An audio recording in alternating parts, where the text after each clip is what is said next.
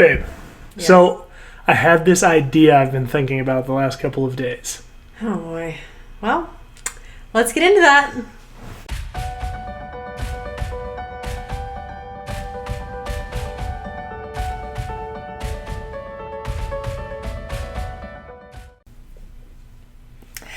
Hi, I'm Andrea Warnock. I'm Nathan Warnock. And you've joined us for Marriage Monday on the Marriage by Design podcast. And this is a show where we get to talk to you about marriage by God's design, some practical thoughts on how to live that out, and what we see in the Bible for the way God designed marriage. That's right.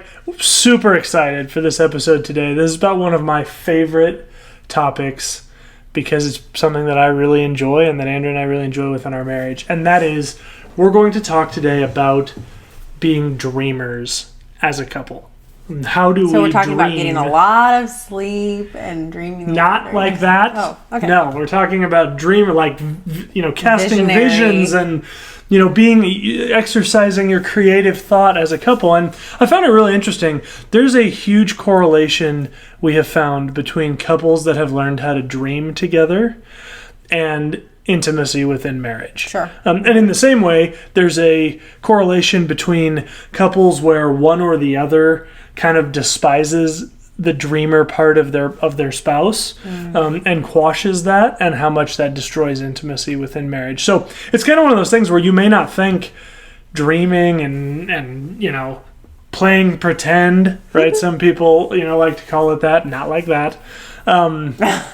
Within marriage, how does that That's possibly okay, add intimacy to my marriage? That's what we're going to talk about today. So kind of the three pillars that we're going to talk about today. The first one is just dreaming in general. What's the Bible say about that? Is dreaming something that we even see in the Bible? Mm-hmm. And then the second thing we're going to talk about is, what are some negative things to not dreaming dreams as a couple, right? How can this backfire in your relationship, and hopefully you can protect against that. And then finally, we're going to talk about what are the benefits for your marriage of dreaming together. And throughout, we'll talk about, well, what does this even look like, right? So, we're talking about, kind of as the intro suggested, that, hey, what would you do if we won the lottery? Mm-hmm. Or, hey, I've been thinking about this idea. right. Or, man, I thought about something we could do as a business.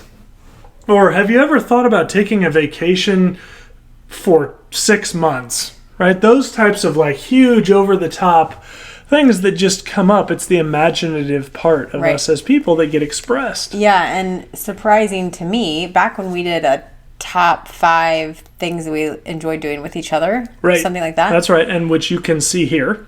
One of the things Nathan said that is in his top 5 things to do together is dream together, and that looks like planning vacations that we would never, at least at this point in our life, be able to take, Right. or dreaming up businesses that we'd like to have, or just all sorts of things. And we do that a lot. We particularly vacations, I think, but we do a lot of talking about, oh, what about this, and what would this cost, and Right.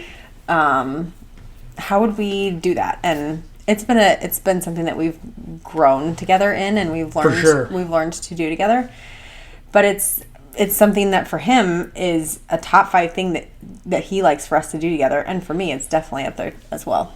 That's right. So the first thing we want to do is just talk a little bit about, what does the Bible say about this? Mm-hmm. I feel like in order for us to really talk about this, we have to kind of start at the beginning for a couple of reasons.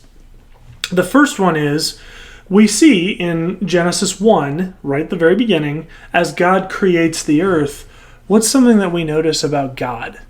But have you ever looked at the world around you, or maybe you're watching that Planet Earth show, or any of those sort of National Geographic type shows, and you learn about some little amoeba that grows only in this one cave that can only be accessed by submarines, and has and this glowing algae that's only been discovered in the last 10 years.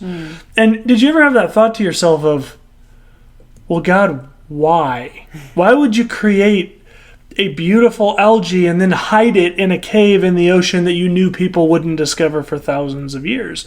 And I think for us, as we look at the story of creation and the way that God created, the expanse, and just in Bible study this week, someone was sharing that they saw a story where if you held up a pin, like that you used to sew, right? If you held up a pin to the sky, that pinhead that you're looking through has roughly 300 billion stars in it. Oh my God. That one pinhead. If you could expand that all the way out as far as Sure. you're pointing it.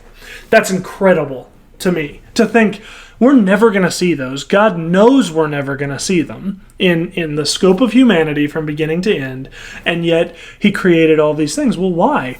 Because at his core, God is imaginative. He is creative. He's a dreamer. Now, of course, the difference between God's dreams and Nathan's dreams is when God dreams something, he can just do it. Right. And we see that in creation. But that doesn't make him less of a dreamer. That just allows him to bring it to fruition. Mm-hmm. But I think we don't have to get past the first 15 verses of the Bible in Genesis before we see that God is a dreamer. He's imaginative. He's creative. And then by the time we get to the end of Genesis 1, he creates man and woman. And what does it say about man and woman? He created man and woman in his image. Mm-hmm. So if we're created in that image, we're created as people that are imaginative and creative and by nature are dreamers. And so for us to look at that part of our marriage and go, well, we don't want to, we got to be super practical all the time. We got to live in the right now. That's what it is. Is denying a part of who we are and denying sharing that with the person that we should strive to be most intimate and close to. Mm-hmm. So then what do we see throughout the Bible? Well, we see tons of creative people, right? Imaginative, dreamer people. It shows itself in different ways, right? I mean, we see Solomon. Solomon was a dreamer. He was given wisdom by the Lord, but he dreamed big dreams, right? We see David, his father. One of David's key aspects of his life is what? David had a dream. It was to build a temple for the Lord to be able to reside in.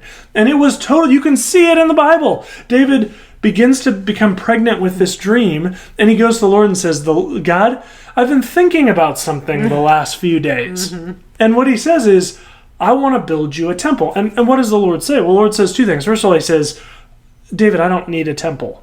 I'm God. I'm everywhere. You can't contain me to one building. But God did. So that's can look like a quashing of David's dreams. Right. But what did the Lord actually do then? He said, but David, if you have a heart to do this for me, I will allow you to do it. But you can't do it because you're a man of war. There's too much blood on your hands. But if you will gather the materials, I will provide for your son, Solomon, to be able to fulfill this dream for you. Mm-hmm. And, I mean, David was a dreamer. You see it in Psalm. David's dreaming before the Lord, right? He's writing these beautiful songs. We see it with the apostles and the disciples. They had a dream, right? Paul had a dream of getting to Rome. His entire life was centered around this dream that he had to preach the gospel in Rome. Sure. And his entire life is Paul. Yeah. His entire life is Paul, right? And ultimately, the Lord brought that to fruition, not, I'm sure, in the way that Paul anticipated, because he ended up going there as a prisoner and was killed shortly after. But he saw that dream through. And we can see it throughout the Bible. And of course, we see people like Joseph and the Apostle John who have literal Spirit-inspired dreams, right? Where they're dreaming, spiritual things that are given to them. The entire book of Revelation is that. John, yeah, based on John's dreams. Right. But, I think even that book of Revelation, we see, one of the aspects of dreaming that we want to talk about, a positive aspect, is that it can cast vision for your lives and for your marriage. I mean, that's what Revelation really at the core is, right? It's the casting of literal vision, foresight, for the church, right? We see in the first part of Revelation stern warnings to the churches of Revelation that, by the way, apply to us today. Fascinating. Those first chapters of Revelation, because they are speaking to our current church, as well as the church back in John's time, as well as our pictures of the history of the church from John's time up until today. Fascinating stuff. But that's dreams, right? And so throughout the Bible, we don't necessarily see the conversations of, babe, I was thinking about this thing we ought to do, right? But we see these men living out their dreams. Mm-hmm. And we see that as an extension of who we are as people. Now, you may be listening to this, and you may be thinking, yeah, my husband does that all the time. Like every 10 seconds, he's got some harebrained scheme that he's going to do as a side hustle or whatever. And maybe, for you, maybe that's a frustrating thing. I do think we see biblically that the whole dreaming thing is definitely not exclusive to men, because, again, to go back to Genesis 1, it says God created man and woman in his image, right? So we both reflect that imaginative, creative side of the Lord. But we also do see, partly as a result of the curse, partly as a result of the directive that God gave men from the beginning, which is that men are designed to be conquerors, right? We were given dominion over the earth, and we men were tasked with subduing it, right? I mean, that's maybe stepping on your fingers a little bit if your understanding of men and women is just what you hear from the modern church. But that was the way in Genesis that it was commanded. That directive was given to Adam. Eve's directive was quite different. Eve's directive was to be a helpmeet for Adam. And if we leave it just at that... Yeah, don't turn off yet. Don't turn this episode off yet. If we leave it just at that, it's easy to go, as a man, to go, yeah, helpmeet. Don't you go stand over there until I need you. Mm-hmm. Right? It'd be easy to do that if the story stopped there. It would also be easy for women to go, well, then what value is that for me? Mm-hmm. I'm just here to serve the guy. The reality of the matter is it didn't stop there. Because both of us are created in the image of God as sons and daughters of the Most High God, and commanded throughout the Bible, specifically in Ephesians, to submit to one another, right, as unto the Lord. Because ultimately we're both under the Lord's authority, which means as a man, I need to subdue my conquering, steamrolling, alpha tendencies to my wife, to love her and cherish her, right? I should sacrifice those things for her. I'm commanded to do it. Ephesians 5 states that. And for Andrea, her helpmeet is going to rub up against one of the curses of Eve that's passed on through generations to ultimately Andrea and your wife and every woman out there, which is that here's the reality of the matter. You were created by God to reflect parts of him that are just simply better at being organized and running the day-to-day life than guys are. That's just a reality of the matter. Now look it. I understand you might be going, well, in my marriage, my wife's the one that's always got harebrained schemes, and I'm not. This is not a right. Let's not get stuck in the minutia of everybody knows somebody that doesn't fit that exact mold. Right? I'm going strictly off what the Bible says.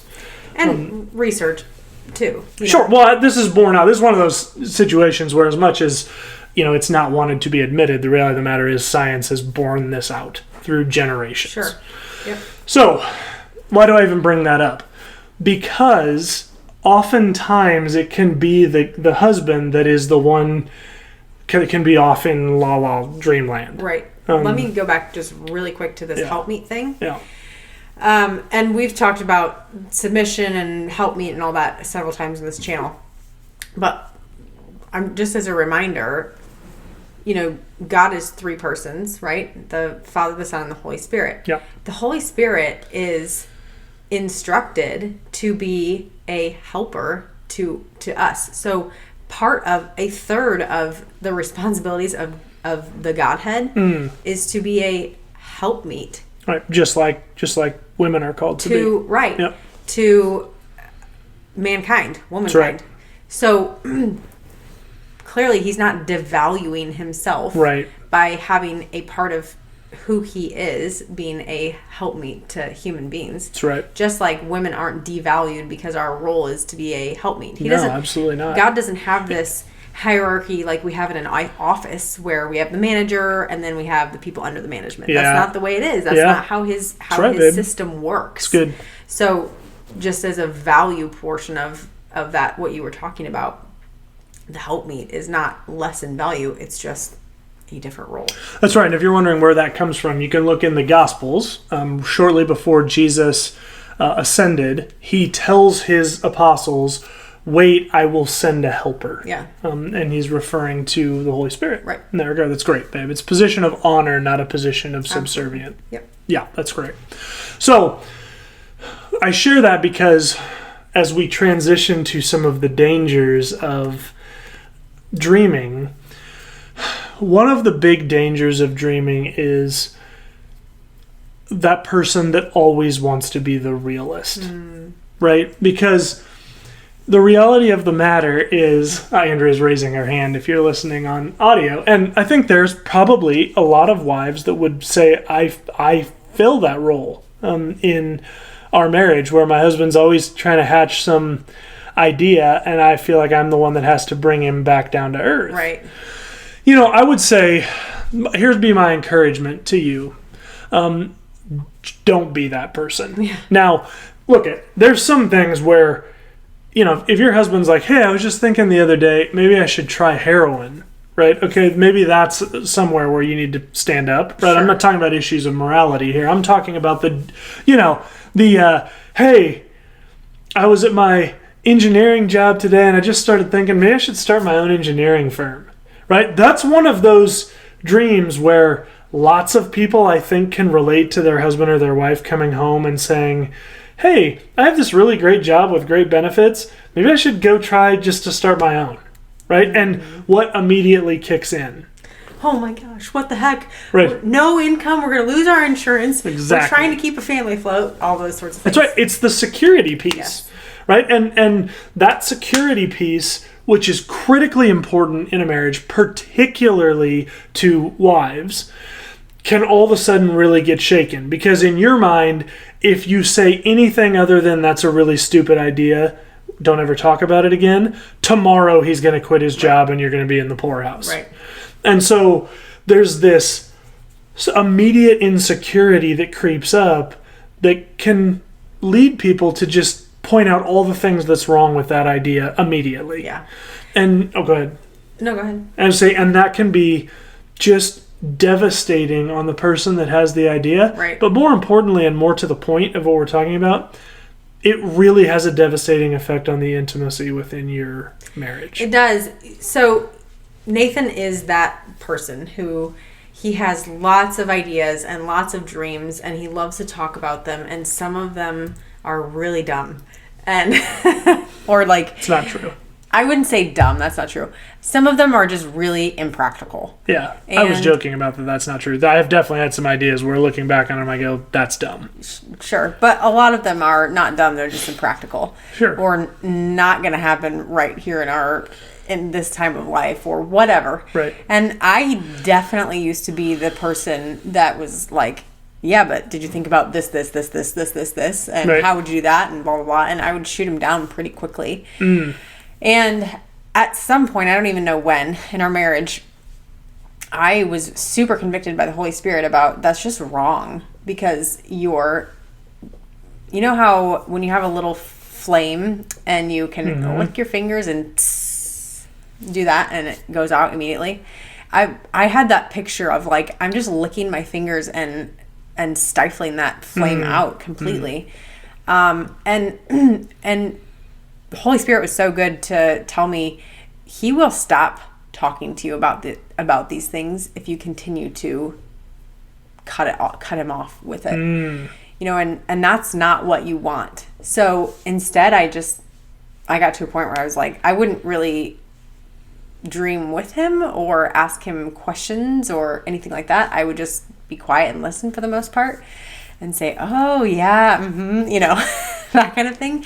But I learned a lot from that too. So Nathan had never brought our family into financial ruin. He had never done anything to financially make me feel insecure or anything. So I had to understand, like, he had a lot of maturity in that way. And so if he hadn't done it before, he probably wasn't going to do that out of one of these dreams or visions or whatever they had. And so I had to have that trust of, he's never just taken us down all these little bunny trail of dreams and brought us into financial ruin. But also understanding that he needed that. He needed to do that with me, and he needed to enjoy that part of his thought processes with me, and I needed to be able to dream along with him because I had that security that he hadn't tanked us before. Right. So I was able to then get from a point of just listening to, now I can kind of talk about these things with him, and I can sort of dream along with him, and a lot of times they just end with that conversation and we don't really talk about them again. It was fun, it was a fun thing to talk about. But being able to be a part of that as well has been great, and I think he feels comfortable talking to me about those things, and it does bring a lot of intimacy, a lot of upper levels of dialogue for us, in that communication pyramid. We're really dialoguing at a deeper level. Right. Yeah, I mean, that's so the concern is that being the stifler can really wreck your one. It puts down a part of your husband or wife that is reflective of who the Lord is, right? That dreamer, imaginative, creative part of that person. And we should always be desiring to sow into the ways that the Lord has made for our spouse, not quash those. Right? This reminds me of, so often in modern America we hear, well, you'll know when to marry this person because they won't want to change you. That's not biblically supported. Yeah. Right? We should be marrying someone because we recognize who the Lord calls them to be, and we're willing to sacrifice our life to help them become that person. Right? If you're happy with the person that the person you're dating is right now, you should definitely not marry them because they're going to change. And you should desire to change too. That's right. Yeah. That's right. But ultimately, we marry someone because we can see the person they can become, and we want to see them change into that person. So that's to me, this is the opposite of that. Right? This is seeing something beautiful that's reflective of the Lord and tearing that down. Right? And again, I'm not talking about, you may be in a marriage where every time you turn around, your husband or wife is off executing stuff with no conversation with you about it, has no one in their life, godly counsel that they're bouncing these things off of. I wanted to underscore something that you said, which is that, I have earned that trust over time. That's a practical thing, and it's great, but it's not a requirement to do what we're talking about here, because I want to always take us back to the fact of the matter is that it doesn't matter how much trust I've built up. I'm a flawed human being and I'll screw up. But at the end of the day, you can trust the Lord with your family and with your marriage, not me. Right. But so my point is, that's where we have to get comfortable as people to be able to go before the Lord and go, Lord, I'm going to trust you with my husband or wife's dreams, even though when I talk with them about these things, it's terrifying to me. But I'm going to trust you enough to sow into these things, being supportive and and that doesn't, Andrea's not being supportive does not look like, yes, honey, that's the greatest idea of all time. No. Right? It's a conversation. Yeah. Right? It's like, and your spouse, better than I do, but you'll find those ways to sow into your spouse, whether it's going, let me think about that for a day or two, and then let's talk some more about that. Even just that at this point is enough for your spouse to go, what? You're going to actually think about She's going to think about it, and then we're going to come back and talk about it. And here's the funny thing. If your husband or wife is a dreamer, like I am, probably in a couple of days, you'll come back together, and you'll go, hey, I wanted to talk about that virtual bowling alley that you thought we should build across town. And your spouse is going to go, yeah, I thought about it. That idea was dumb. And that's the whole conversation, right? And you didn't have to do anything to tear that down. It was just, you're married to a dreamer. And dreamers dream dreams. That's what they do. And then you come back together, and half the time they've chewed on it enough to go, that's a really embarrassing idea. I don't actually want to talk about that ever again. Right? Or maybe not. Or maybe sometimes something really cool is born. That's right. And we can give an example of where that's the case. You're watching it. Mm-hmm. I mean, we started dreaming about doing a YouTube/audio podcast channel 5 years ago. This is actually my dream at first. Which is opposite of the way it usually is around our house. But Right. But yeah, he was Nathan, I don't think was maybe on board at first, but he was sweet to just listen to it and hear my heart about it, and then he was really the fan flamer of that dream. Yeah, I mean this is a good example. I mean, my job, flame fanner.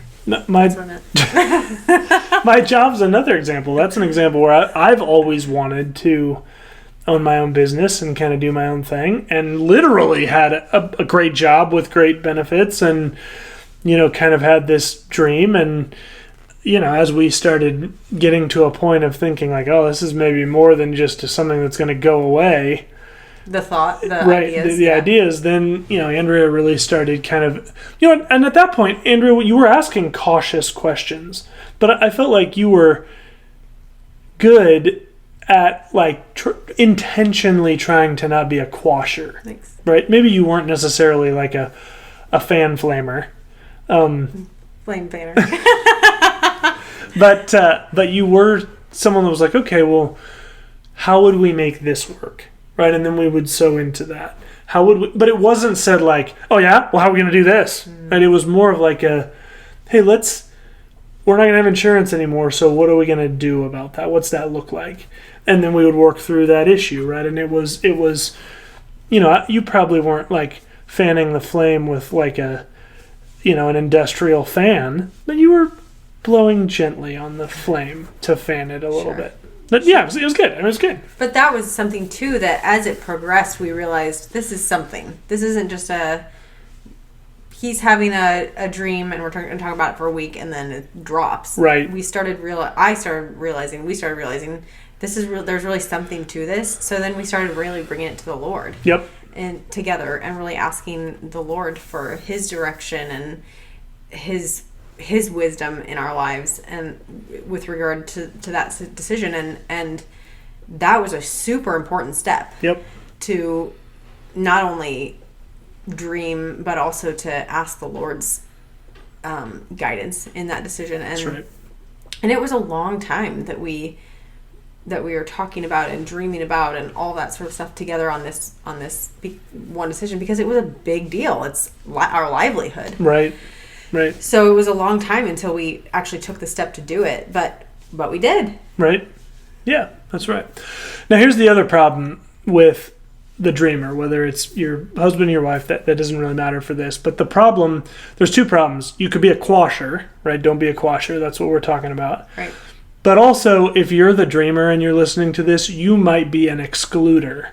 And that is just as devastating on the intimacy of your marriage as being a quasher, right? And what the excluder looks like is someone that has all of these dreams and just starts moving forward with them without including your spouse. Yeah. And you might think like, oh, I don't want to bother her with that.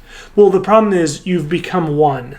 Right, in marriage, that's what the Bible teaches. So you can't have half of one over here doing this other thing that the other half of one doesn't know about. That's no longer called one, that's called two. And so recognizing before the Lord that, hey, we're going to operate as one, means that as you have these ideas, going to your spouse and sharing them is a deeply intimate thing. And you may be doing it because you're afraid that he or she's going to be a quasher.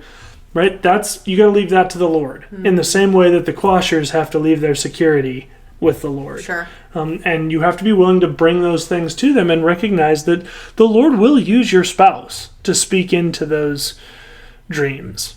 Sometimes practically, sometimes wrongfully, and we can have grace with them and forgive them. but don't be an excluder, because that's just as devastating on intimacy. And ultimately, the whole purpose of this episode is to figure out how do we get to closer intimacy. So that's the idea that we're going for. So, what are the benefits, babe, of dreaming together, and what does that look like for someone that says, "Hey, I want to start intentionally doing that"? Yeah, there's so many benefits. One is intimacy, which we were just talking about, and just having more of a closeness, understanding your spouse in a different way, and vice versa. Women, it's not like we don't have dreams or thoughts of our future or these crazy things that develop. We do. Just at least in our marriage, I don't generally, not maybe as many. But it's a great thing to understand your spouse in a different way than maybe you have in the past, if that's something that you haven't really talked about in the past. It's also really cool to talk about what were your dreams about your future when you were younger. And that's a different way to understand your spouse too, you know? Maybe it's, gosh, I always thought I wanted to marry somebody who's going to be a potato farmer in Idaho and have 6 kids and whatever, you know, and own horses too. And now, my life doesn't look anything like that, and I love it. But I always thought that was the plan, or I thought I'd get married when I was 30, I'd have kids when I was 32, and whatever. So it's fun to hear. What did you really want to do when you were a kid, and all those dreams you had as a kid is it's fun to talk about that with your spouse. What are your previous dreams, or what did you dream up in college? And then, that brings a different level of understanding intimacy and maybe some inside jokes and all that sort of thing that can come along with that. So that's a big benefit of dreaming. A benefit of dreaming together too is maybe something will be born out of that. Yeah, that is good. So worthwhile. That's right. It's really maybe good, it's something big, or like a new career or business or a vacation that you thought you could never afford, but you realize this is such a big deal for both of us. We're going to take 2 years and save for it, and then you do it. That would be amazing. Or maybe it's adoption, or I don't know. It could be something really big, or it could be little small things. Who knows what could come of that? And if you just don't take the time to talk about it, then literally, who knows? Right. That's good, babe. That's good. My encouragement for the positive benefits would be a lot of those things that you may be struggling with in your marriage right now. Could be sexual intimacy, could be emotional intimacy, could be poor communication.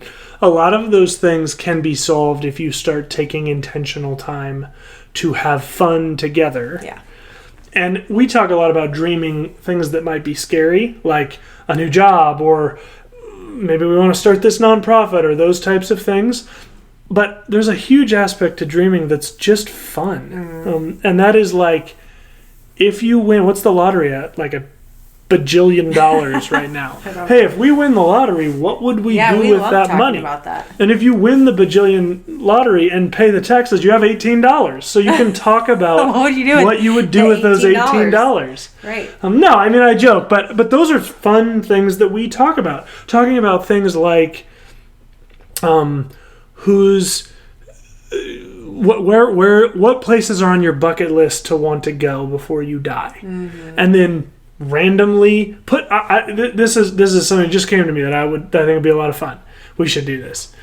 You write down all the places you want to go, put them in a jar, like put one on each piece of paper, put them in a jar, and then on a date night, just pull one out of the jar and plan the full trip. Yeah, you don't necessarily have to go on it. Right, go on. Yeah, I would say even plan a trip you're not ever going to go on. Like but, some elaborate. Right, if you want to go to England, then I don't know, figure out how to stay in the castle with Prince Harry and plan that vacation out. And I don't know how these things work. I think they live in the United States now. Oh yeah, we stole him away. American exceptionalism right there. Prince William, I think, still lives there. Prince William, you find out what it takes to babysit his kids so that he and his wife can get out for a date, they'll love you, and plan that vacation.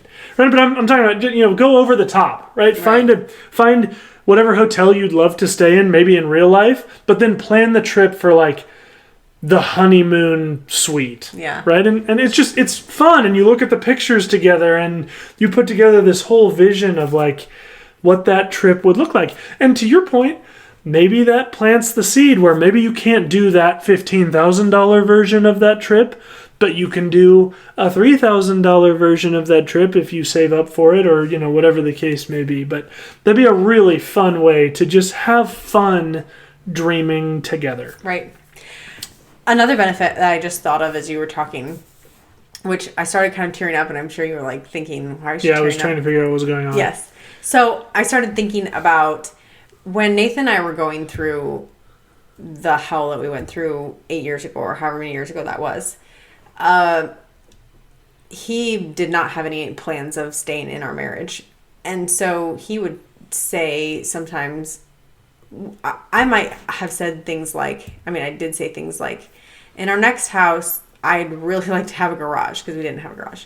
And he would say, and I don't mean to like call you out on this, there's a good side to this. He would say, Andrea, there is no more next house for us. We will not have another house because I won't have whatever. Our marriage wasn't something that he wanted to continue in. So, but by God's grace, he has, and we have, and that story. If you've watched the first parts of our podcast episodes.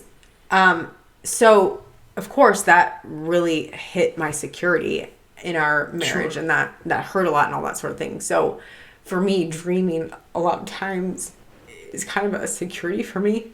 Like, he sees me in his future. So partially for me, I love dreaming together because we're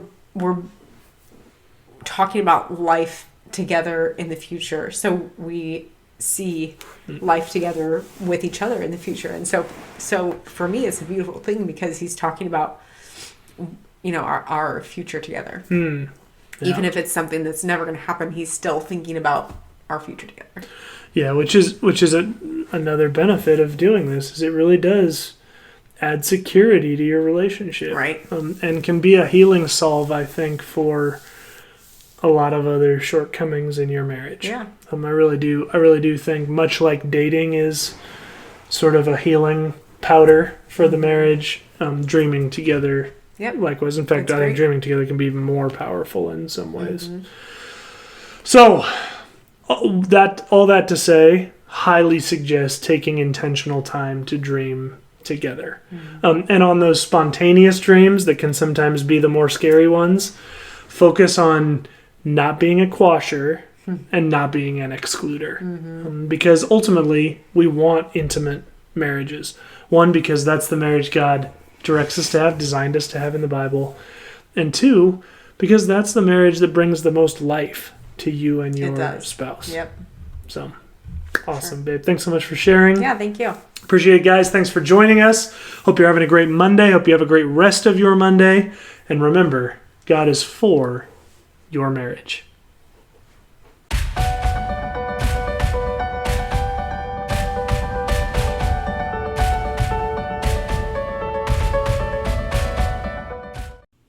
Hey, thanks for joining us on Marriage by Design. If you were impacted by this video, like it by hitting the thumbs up below. Also, don't forget to subscribe, and once you subscribe, hit the bell icon so you can be notified when new episodes release. Excellent. Also, one of the huge pillars of our show is interactivity between us and you. So we would love you to comment down in the comments below if you have thoughts about this video, or if you have questions or other things you'd like to see considered in the future. In addition, if you'd like, you can email us. That's marriagebydesignpodcast@gmail.com. We're also on Instagram @marriagebydesignpodcast, or you can find us on Facebook by searching Marriage by Design Podcast. Finally, if you want to, you can tweet at us. We do have a Twitter account that is @MarriageXDesign. Thanks, and have a great day.